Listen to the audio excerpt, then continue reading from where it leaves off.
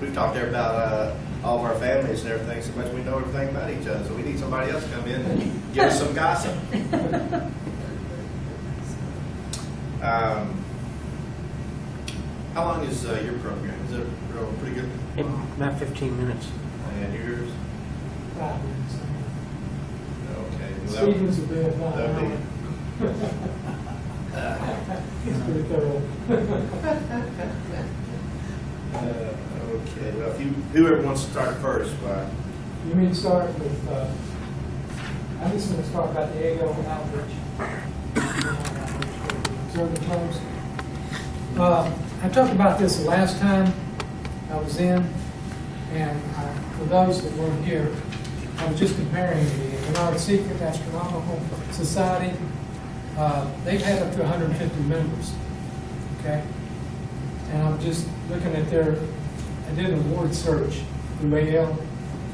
They've got 7 certificates for observing out of all those years and all its members. We've got 60, and we haven't had near the membership they've had. So we've got something to be proud of. Plus, we got 2 masters, and there's only 3 in the state of Tennessee, so we got them here this time.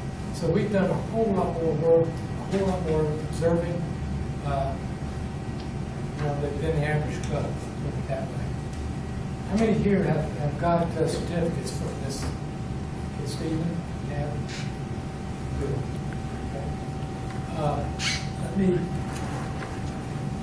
You got Alan. Now we've been Scott, Alan. members of AL for how long? Just ever since I can remember. Yeah. And what's the advantage of being a member of the Astronomical League? What good does it do us? The biggest thing is you get these pins, you can get these awards. Okay, other than observing Exposure. awards, what do they do for us? They advertise us, for one thing. And then you have Okay, the advertisements, good. What else? You know, they've got, they'll have like Alcon. And I remember at Bernard Secret, you get We had to hear Alcon. 1 year. 1 year. ago that. We get the But reflective that's not a magazine. huge benefit to the club up here. Doesn't help us that much. But the advertising does. Well, just looking at it, I think the biggest benefit they are to us is the observing awards and clubs that they put together. And you that have done these things know that they're pretty good. You have to work, you have to actually do something. And then they look them over to make sure that they're, that they're fine. You get a nice pin and you get a nice certificate. Got pins here, and I think this is just for outreach that I brought in. But you can get a nice award. You can frame it, put it up in your observatory, or in your room, or in your hobby room. But we've all been, Jack is talking about outreach, and he's right. That's the way you bring more people. And we've done just literally thousands of hours of outreach. If you go back, which I did, when I started working on the outreach award, I didn't have to do more than 1 season. Of course, I've got, Faulkner Falls, but we've got, what, a couple of months, Jack, that we do here? Yeah. And if you do the staff program in the summer, that's enough to get outreaches, the beginning outreach award. That's enough right there to get that. You only need 10 hours for that, okay? So all of you that have done that, all you got to do is list it out and send it in, and that gets you started, okay? How many hours have you got? You can't even guess, can you? That you've actually worked with kids, with astronomy. I mean, what, tens of thousands? And you're actually teaching them something. So, I remember several years ago too, an award we got, I think from Astronomy Magazine, for doing the most for a club our size. exactly, yeah. And I was awful proud of that. Yeah, I was too. I remember that. I was too. And what I'd like to do, we've got 60 awards now. I'd like to start doing more with you guys. This is easy. Nathan, this is easy. You go out with us to some star parties, and we've got extra scopes, and you know about the night sky, and you can tell folks what they're looking at when they look at the M81 or Andromeda, or looking at the moon, or just looking at Mars or Saturn, one of the planets. You can tell them what they're looking at, in a little information there. A couple hours of that, and do that 5 times, you've got this little. And if we're going to be a member of AL, then let's take advantage of it. And let's walk proud of this thing. This is what we're about. This is what we're about. And it all ties in with Jack's passion for outreach. You've got the passion. I was talking to him and said, Jack's got the passion. Well, I've got it too, Jack. I've got it too. That's why I do all that stuff down at Falcon Falls. And I've got other parts wanting me. I just don't have time to get all of that. I just don't have time. That's why I know that your schedule. But anyhow, if you need help with this, guys, just come to me. I've got all this stuff set up. You can see what I've done. It's simple, okay? All you got to do, you've already done the work, most of you. Just put down what you've done. That's all. And send it in. And send it in and get you started. Messier, who has not seen all the Messier armies in this room? Maybe Nathan hadn't, but do you want the question? Or you just raise Well, it? no, I have a question. Does it have to be at like a designated, like a U.S. promo? Let's look at the information on that, and I'll answer your questions. Let's look at the headers up here. Okay. Times, date, hours, number of people, location, what you did. It That's all. could be one person for that matter. Yeah, it could be one, it could be a one-on-one. I mean, they don't designate how many, preferably more, at least 2. This past summer, I was at a singing school, but a friend of mine had her telescope, and I pointed out that all of the like 25 students there, pointed out Saturn, different objects. Okay, why don't you do this, go back to that day, you can record that, okay? Now, you're online, I know, you're smart. Go online to the Astronomical League, look them up, and go under the awards section, and there's 30-something awards there. And let me tell you something, I'm almost 70, okay? Just right at, just a few months away. And this started for me about 4 years ago. This stuff's like magic. I mean, if you love the night sky and you love to observe, it's like magic once you get started. I mean, I spent all-nighters where I started out and the sun just went down, and I'm working on 2 or 3 awards at one time. So I recorded where the sun went down, and I recorded, Venus, Mercury, record the time on that, positions and everything, and then I go to something else as it gets darker. I start recording other things I'm looking at. You can do several of these at one time. And next thing I know, guys, if it's a good night, good scene, the sun's coming up. And I'm still busy, and I'm thinking, oh no, the sun's coming up. I mean, that's happened to me. Now, I know all of you won't be that enthusiastic, and all of you aren't retired, but that can happen. If you love the night sky. addict. No, I'm not an addict, but it just happened. Yeah, he is. It just happened. I think we're going to have to arrange Astronomers Anonymous. Yeah, okay. You're An probably, AA meeting. yeah, you're probably about that too, aren't you? But anyhow, this is just beginning. There's 3 levels of outreach. The next one, you go to 50 hours. It's a separate 50 from the 10 you got, so you'll have 60, okay, stellar. And then you'll go to the master's level. And that's 150 hours. You'd be surprised. You get that in the summer, easy, if you're doing much outreach. I bet Jack's got enough to get several of those. All you gotta do is record it, and you can add another pin on that wonderful hat you got there. I like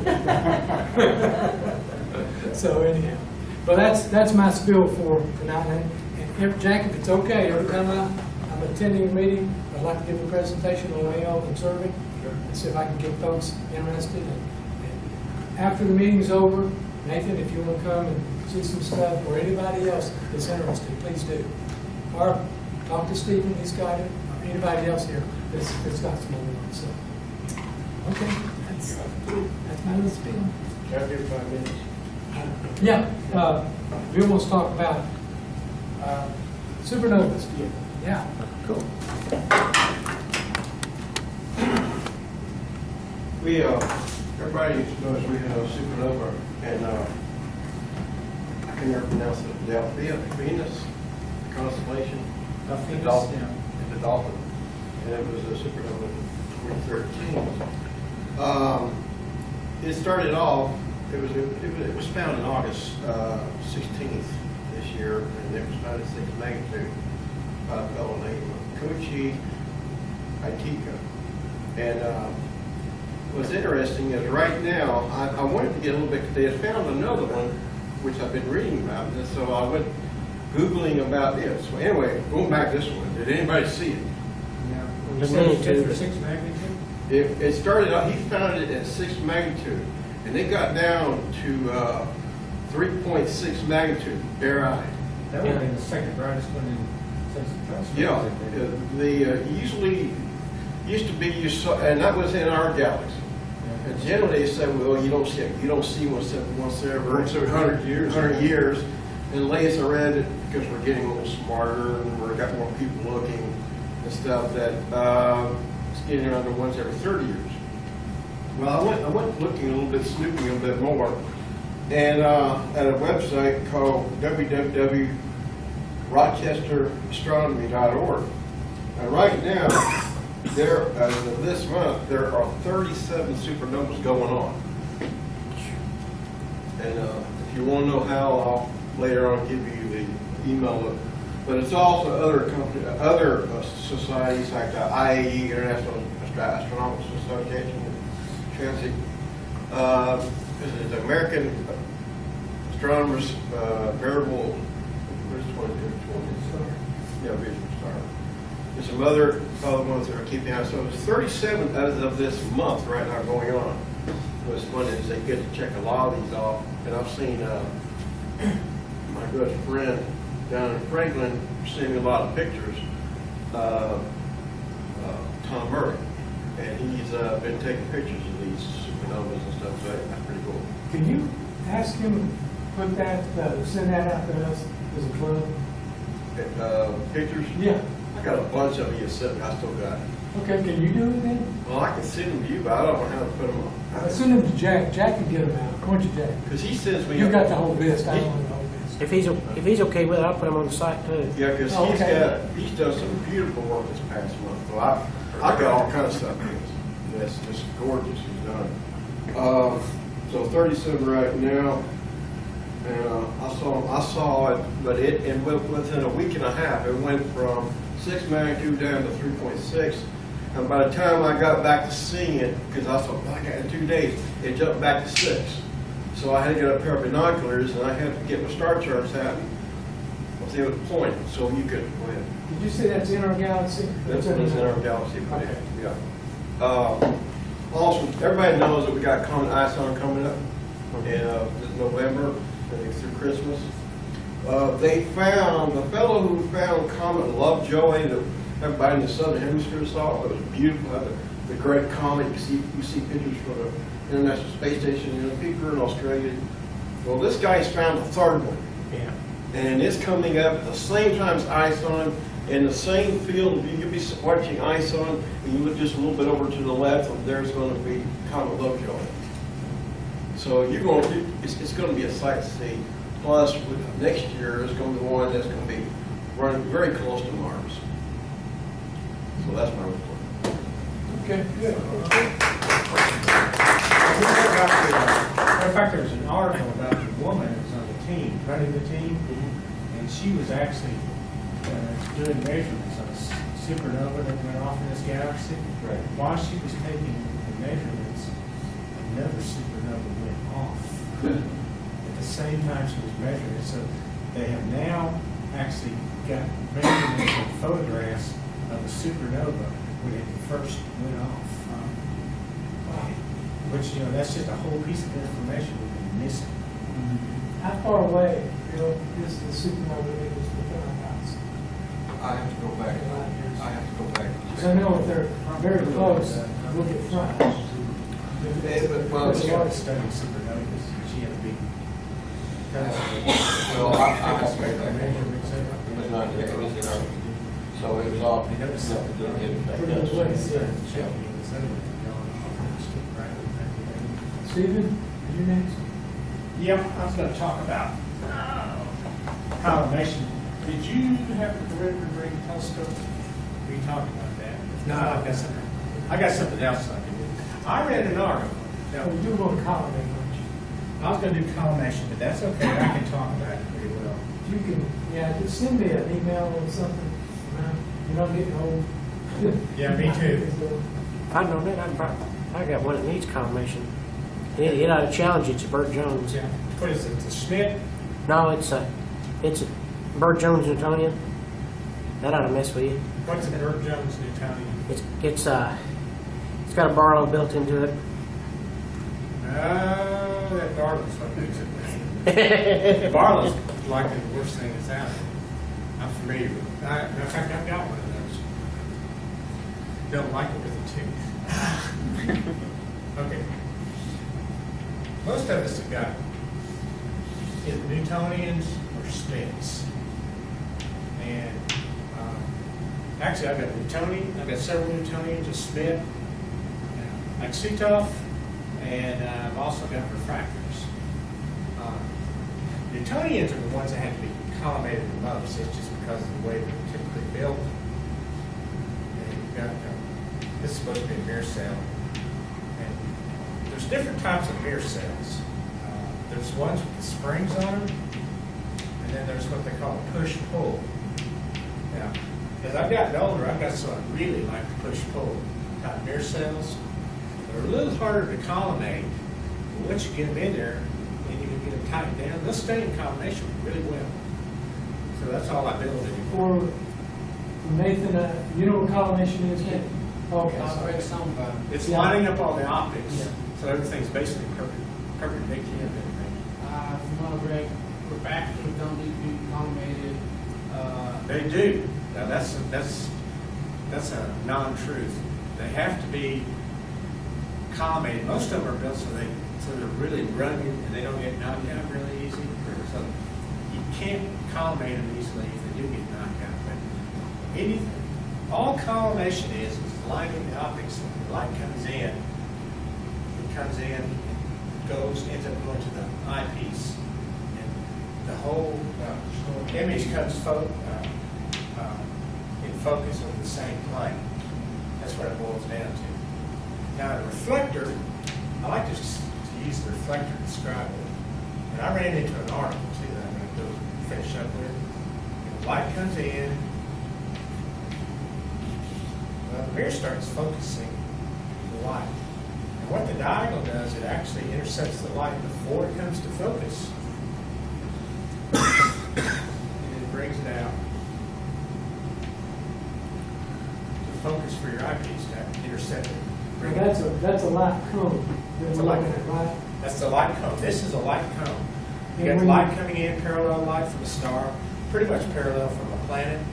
And the concave mirror down here, this is solid glass, focuses the light before it comes to focus. The secondary mirror at a diagonal flex it out to the side, and then it focuses it to a plane. That's if everything's lined up. Now, wait, Steve, just a second. When you cut that light cone at 45, you get elliptical. And that's why your mirror is shaped that way. Yeah, you've got an Because it catches ellipse. light and all that. But when There you go. When you tip that at a 45-degree angle, the image you get is a circle. And that's because it's elliptical, because part of it's closer to the main mirror and the image, and part of it's actually further from the image.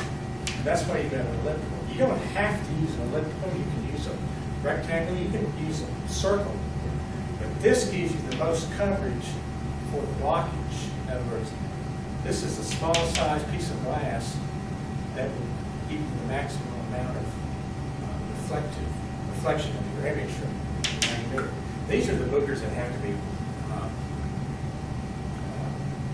collimated more often than anything else. might want to just skip to one or two of them. Now, there's some key things you have to do. If you build a telescope, build telescopes like I have, I can't even remember how many telescopes I built over the years. I remember one year here we had the 6-inch telescopes. I think I built 12 or 15 6-inch reflectors that year. And now when I build a telescope, I do some of these things right. First of all, the focuser that mounts on the outside of the tube has to be perpendicular to your tube. I'm assuming there's a tube here just to make it simple. Then what you've got to do is you've got to get your diagonal mirror. There are different ways to do it, but I'm not sure I totally agree with it. I don't particularly like to do it this way. But what you basically got to do is get your diagonal mirror in the center of your tube. You've got your vanes right here. Typically have get your vanes up here. You usually have something that comes out, attaches. Usually have a screw for moving it back and forth, 3 little adjustment knobs on it. You got to have this perpendicular, you got to have this in the center. And what you got to do is you've got to have this at a 45-degree angle to the tube to do this. Now, when I build a telescope, I always do it in this order. First of all, I put the focuser on, and I take a T and I square it. And the reason I'm telling you this is something at least you can check see if your focuser is perpendicular. If not, it's almost impossible to accommodate the telescope properly. Then what I do is put the diagonal mirror in there, and I do different things. Like I've got a piece of pipe that's 1.25 inch diameter. I stick it in the focuser, and I run it through. I've got a 45-degree angle on it. That gets me close. So anyway, I center this diagonal. Then I adjust the diagonal to make sure I can see the whole bottom of the tube. I just leave it to the daylight, and I adjust it. You can actually see it. You just have a perfectly centered light. Just do that, and I tighten these things down. I hate screwing around with these. But most of the time, I don't have to adjust this maybe once every few years. And once you get that in there, if you're building a telescope from scratch, I don't care how well you calculate it, I'll promise you, you don't put the mirror in the right place. I've never seen anybody do it the first time. Isaac Newton, when he invented the telescope, if you ever look at the picture of his telescope, he's got like 2 or 3 holes where he mounted the focuser, then he filled them in. He did exactly the same thing. He could not figure out where the mirror needed to be placed versus the diagonal and the focuser. And you can calculate this. You can do the math, and the math comes out perfect. I promise you, your focus will be somewhere inside the focuser. So what I do is, I'll get somebody to help me. I'll put it on the moon. I get my most in focus eyepiece, and we'll move it around. We'll get an image in there, and we'll get it fairly good focus, and then I mark it. Mark the inside of the tube. And then I'll usually move it up about 1/4 inch just to be sure. Put the mirror in. Okay, once you get the mirror in, then you have to adjust either the 3 screws. A lot of times it's a wing nut. They use the push pull. You have to loosen one so you can push another screw up and move the mirror. What you have to do is adjust the 3.